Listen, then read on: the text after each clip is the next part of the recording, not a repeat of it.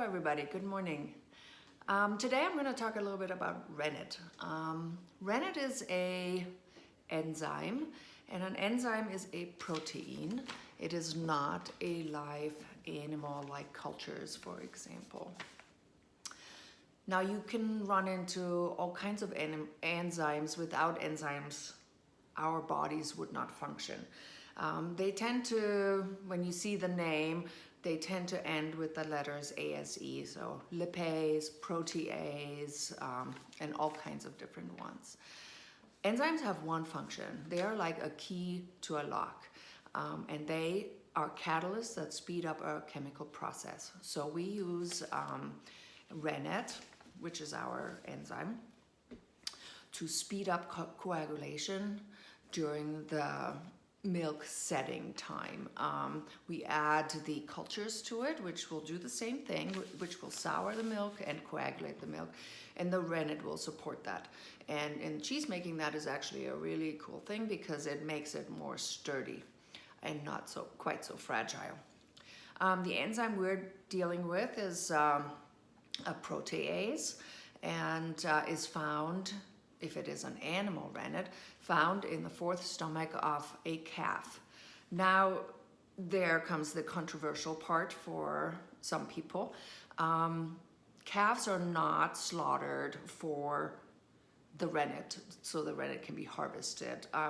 The male calves usually are bound to be veal anyways, and the rennet is a byproduct. They used to, in the olden days, just throw a little chunk of the calf stomach into the milk, and it would do the trick. These days, it gets processed, and we get it as a powder, and we add what would translate to 0.00003 grams per cheese.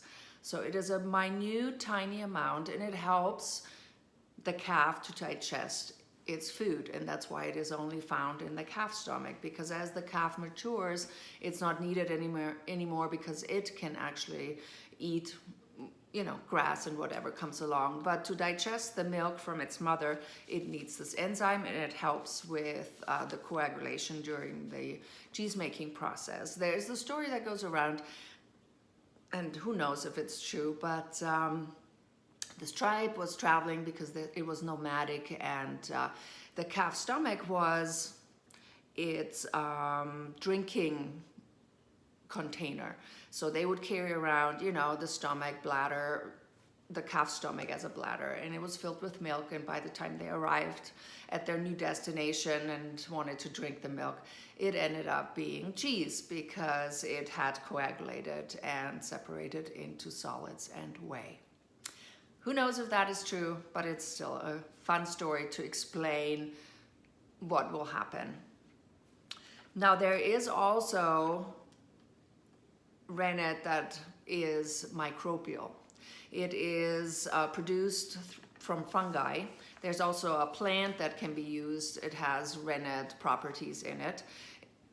Years and years ago, any of these rennets were just not strong enough for soft ripened cheeses to be used. I know a lot of cheese companies are switching over to microbial rennets slowly.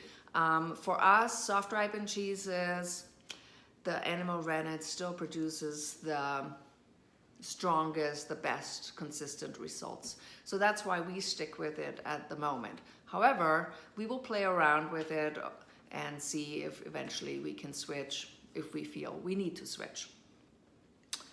And that would be it for today, and I want to thank you for watching, and I will see you next time. Bye.